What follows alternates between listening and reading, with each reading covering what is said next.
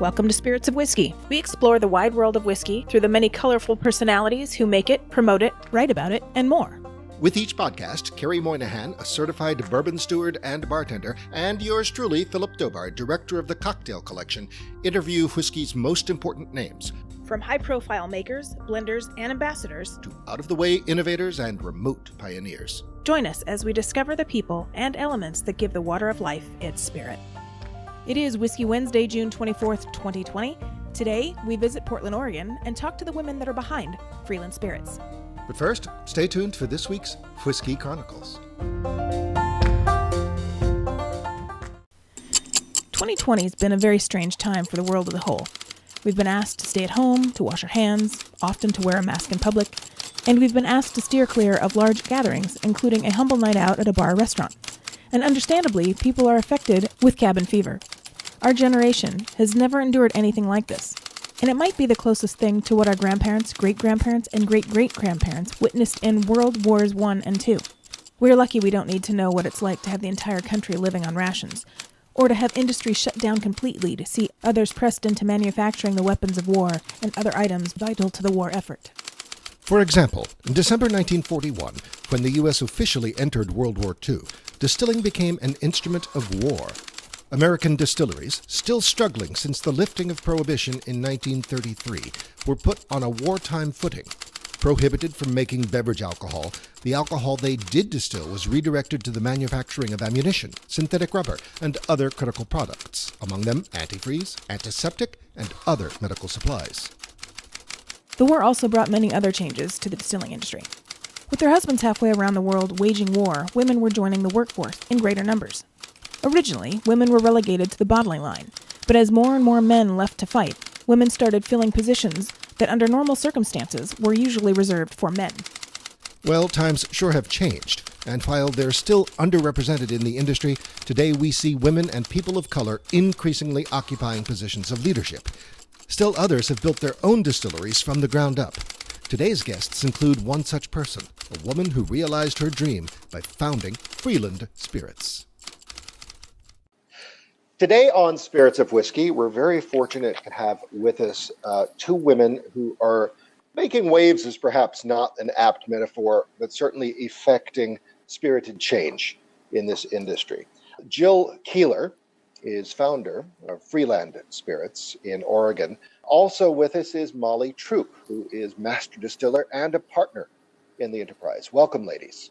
Happy to be here. Generally, when we start the show, we always talk about people's whiskey journey. Since our TV pilot is about a journey, we've kind of kept the flow going.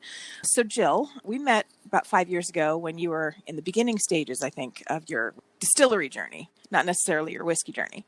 So why don't you tell us a little bit about when you started liking whiskey and when you came to the idea that you wanted to do a distillery, and how did you go from point A to the brick and mortar that you see now?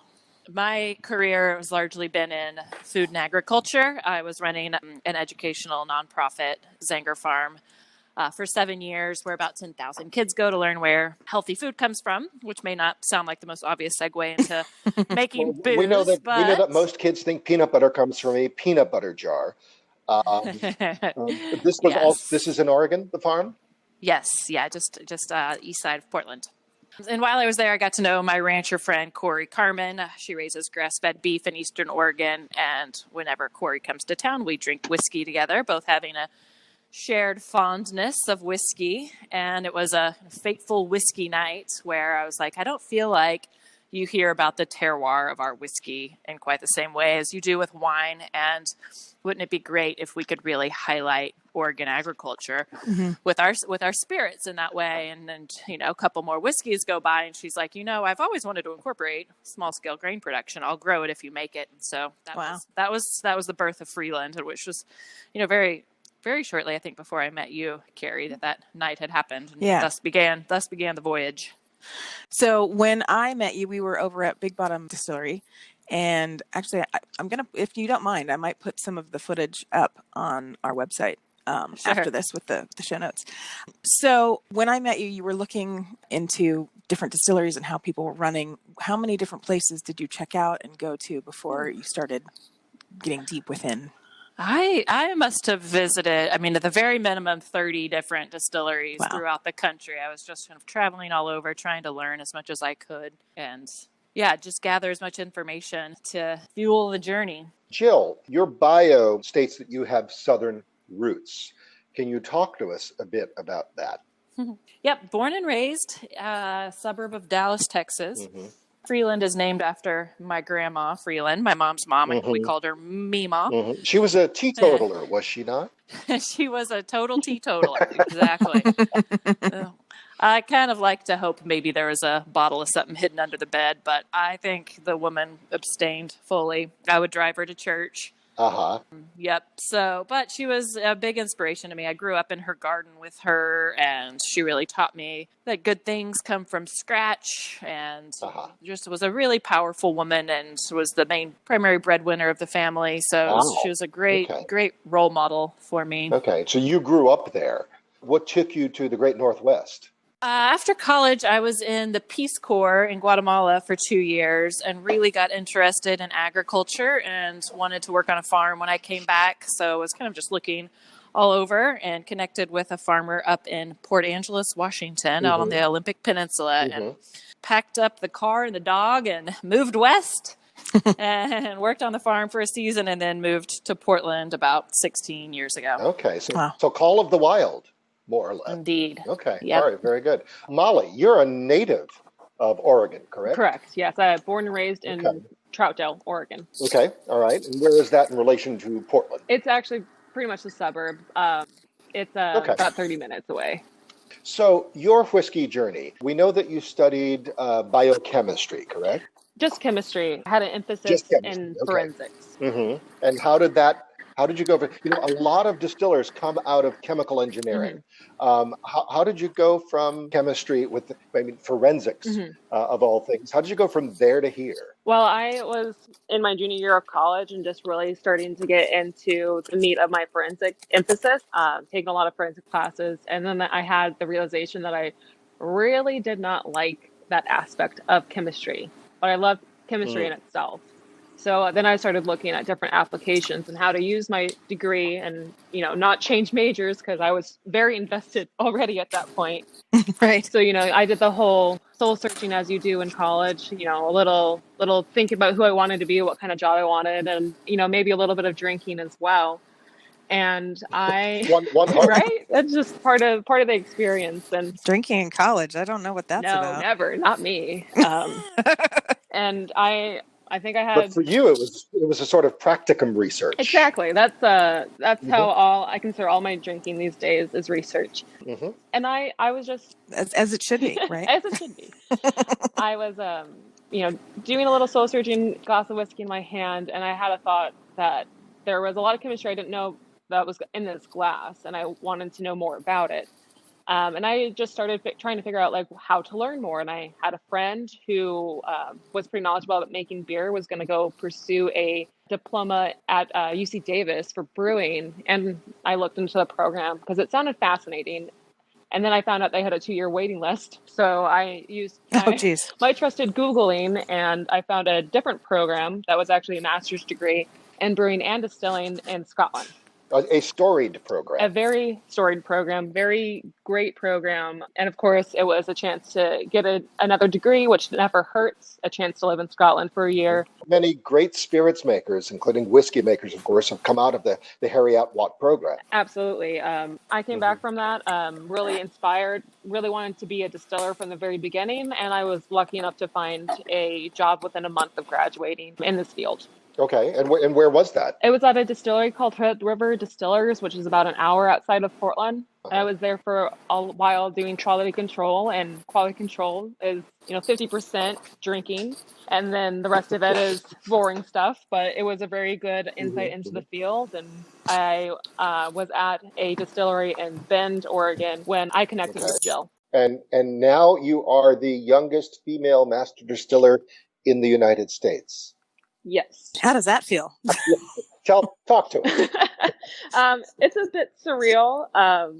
It's nice to have that recognition and, to be at the kind of at a great point in my career. And I'm really thankful because I continue to, learn and have a team that encourages, the growth mindset, always be working on your skill set. And it's really fun to be the master distiller at Freeland.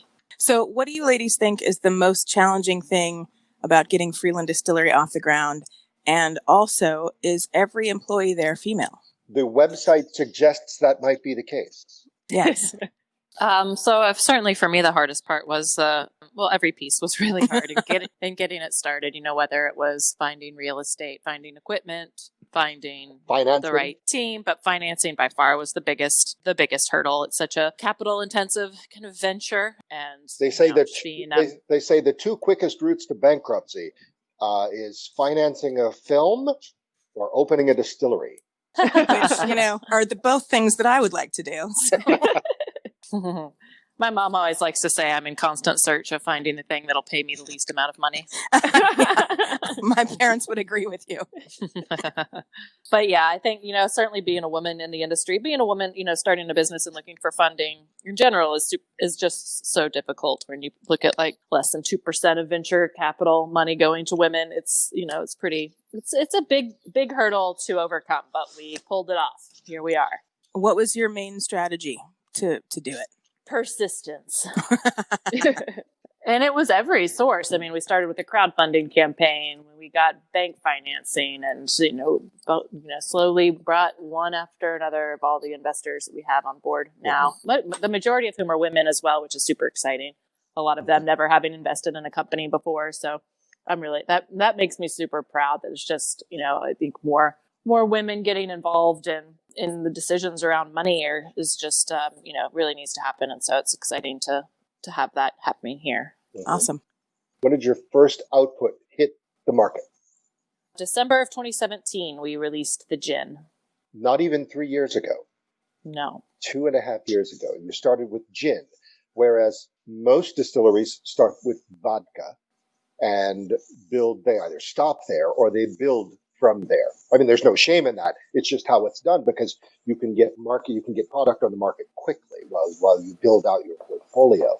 Why did you start with gin rather than vodka? I don't think either of us were particularly that interested in vodka. First and foremost. That's the best answer. And the correct answer. And true. That's the correct answer. I'm an evangelist for underappreciated spirits. So gin.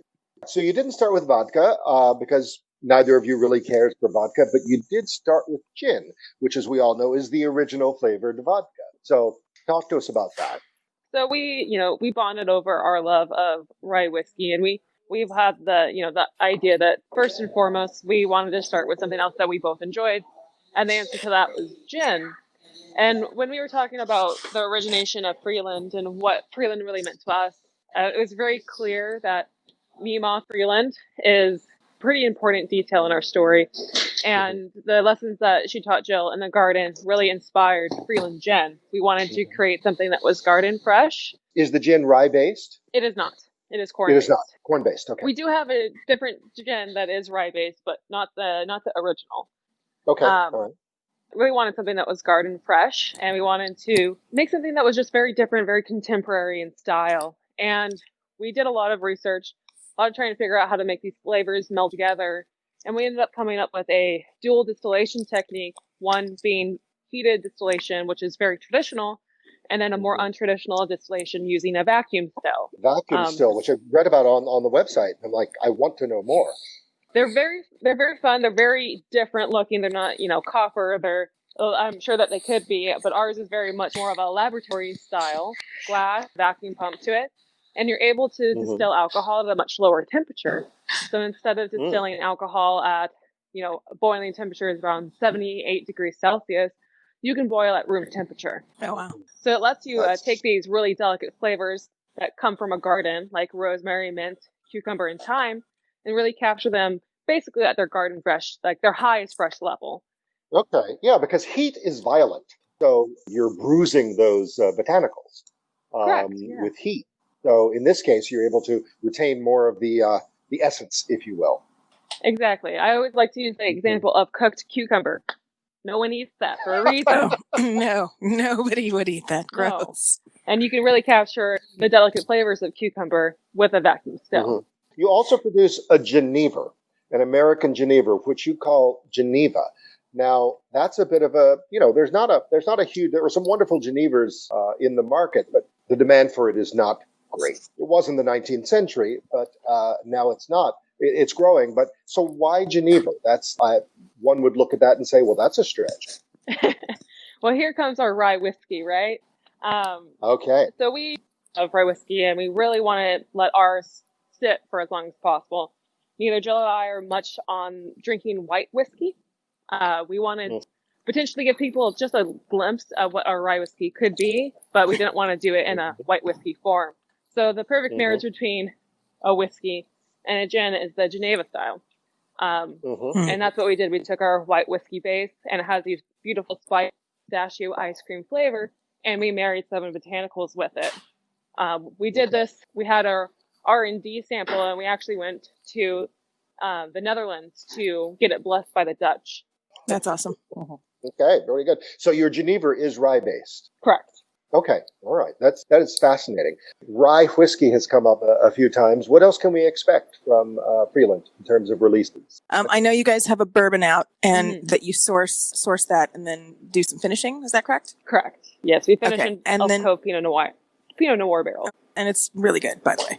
How did you decide on picking that particular whiskey to finish off at your place? And then what kind of whiskeys have you guys put down that you're waiting to mature so that we can eventually find 100% your whiskey? So with the bourbon, it's kind of that fateful night after drinking whiskey with my friend Corey, I knew it was going to take me a really long time to get to my own whiskey. I hadn't even started the whole process of starting the business. So I sourced about 50 barrels of bourbon that I had go into barrel right then, so that by the time we opened, it would be 3 or 4 years old. And then we also sourced some 12-year too. So it's a blend of now 4 and 12-year-old bourbon, and it's a high rye mash. Rye is my favorite, so I wanted there to be a pretty heavy presence of rye in the bourbon.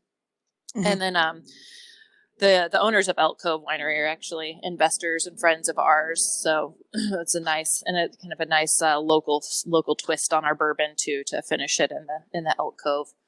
And meanwhile, we're putting down rye that we won't release for at least a couple more years. Are you guys going to do a single malt? I think we will someday. We haven't put any down yet, but I know I'm really interested in it. It's kind of paying homage to Molly's time in Scotland, and I'm sure she's excited about it as well. That's wonderful. That's something to look forward to. Distribution. I was going to interject with this earlier when we were talking about the building out, the distillery building out Freeland Spirits, but distribution is a bear.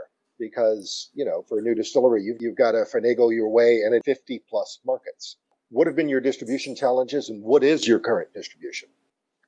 Yeah, we're certainly not trying to get into all 50 states. We're trying to take a kind of more slow approach and just go focus on the states we're in and go deep into those states. So we're really focused on the West Coast. We're doing about 95% of our business just here in Oregon and California and Washington. We actually went into California a lot earlier than we planned on, but we found a good distribution partner. So that's worked well. And then Washington, is just so close. It made sense to go in there too. So that's worked great. And we had planned on adding more states early this year, but with coronavirus, it's just, kind of changed plans a little bit. How has that affected your business? I would say we're not even the same business we were 3 months ago. And it's not all bad. It's, we unfortunately lost a lot of our team. We have a full bar at our tasting room. I really think of our tasting room as kind of the soul of our business. You can come and you can look through the big windows into production at our beautiful still. You can go on tours and hear the story, which is really important to us. And, super trained bartenders that can tell you anything about our production. And so that was a big blow to have to close. But we really quickly changed business. It felt like we started 3 new businesses in about 6 weeks. Molly and her teammate Lee quickly started making hand sanitizer. And that's been, we partnered with the whole city of Portland, the firefighters, and then Providence Hospital and the transportation system of Portland and providing all of them hand sanitizer. So that was really just Molly and Lee working around the clock to pump that out. And then we started a curbside pickup program. We called it the Booze Through.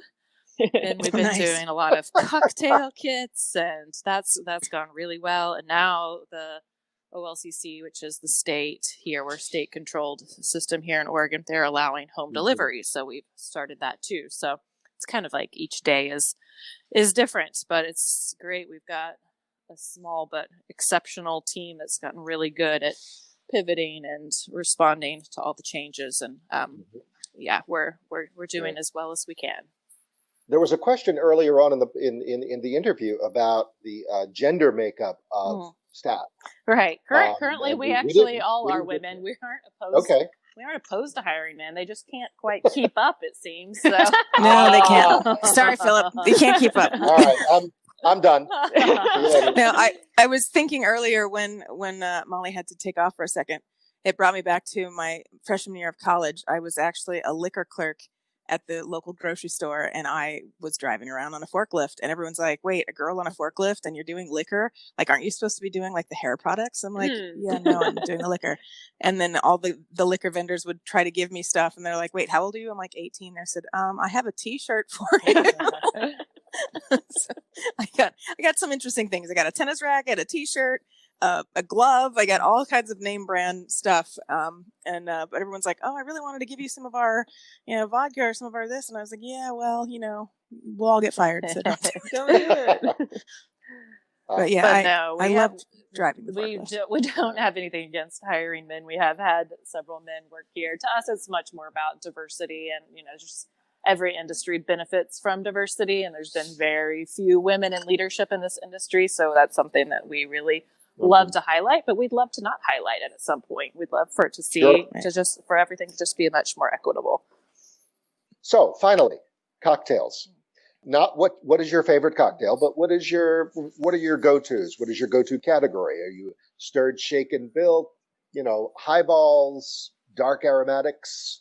Good question. I like the dark aromatics myself, but like I really like to say with Freeland gin, it's citrus that makes it shine. A gimlet is just beautiful because the lime just really highlights a lot of the citrus that's already in the gin.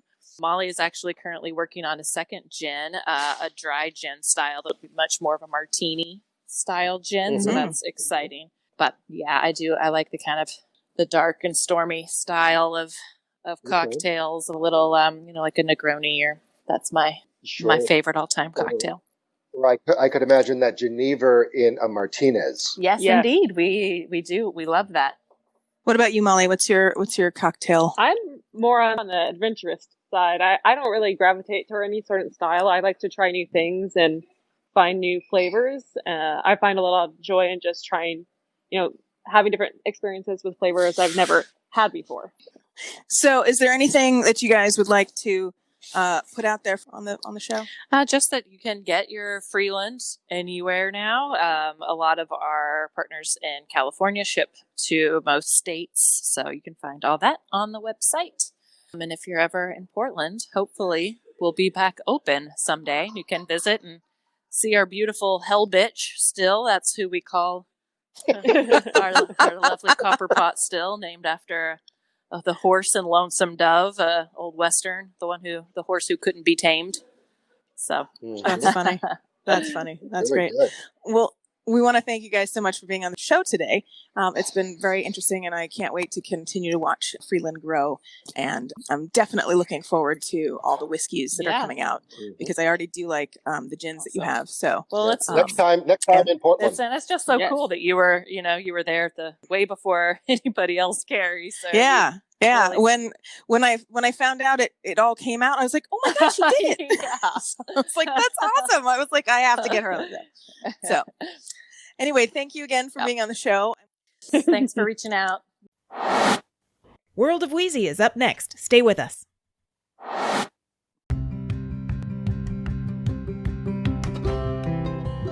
Hey Louise, it's great to have you on the show again today. We are going to talk about the Freeland Spirits Bourbon. It's a woman-owned distillery, so that's near and dear to my heart. So what did you think about it?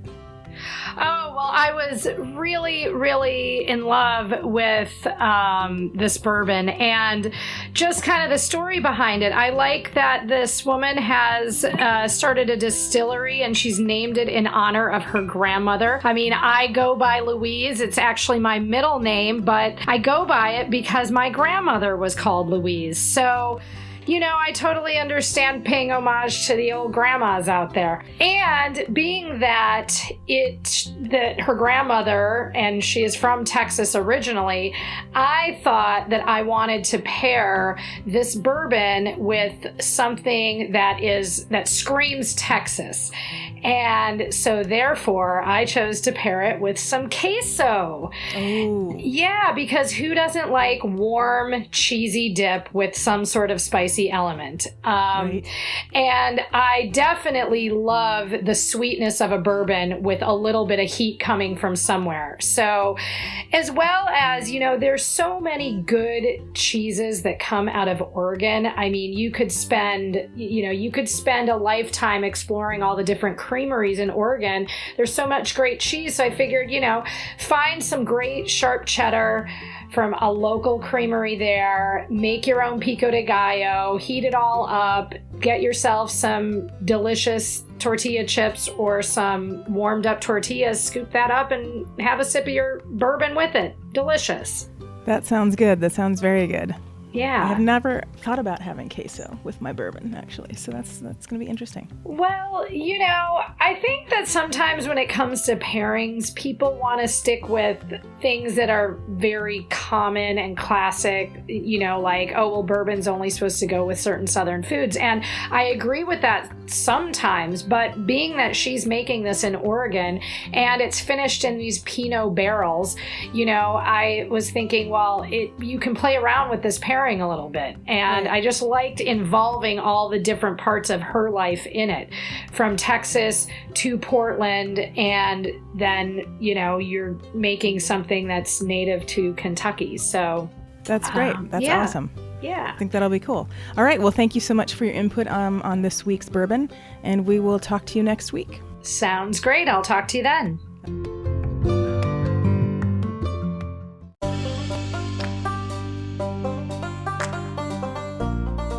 Please visit our website to see our show notes on today's podcast at spiritsofwhiskey.com. That's whiskey with an E. We'll include links and supporting documents from today's Whiskey Chronicles, as well as tasting notes and recommendations from today's World of Wheezy. As always, you can see our upcoming topics and guest roster and links to past shows. Thanks for joining us. Until next time, Salam. Slanchava. Spirits of Whiskey is a production of First Reel Entertainment and the Center for Culinary Culture, home of the Cocktail Collection, and is available on Anchor, Spotify, and wherever fine podcasts can be heard.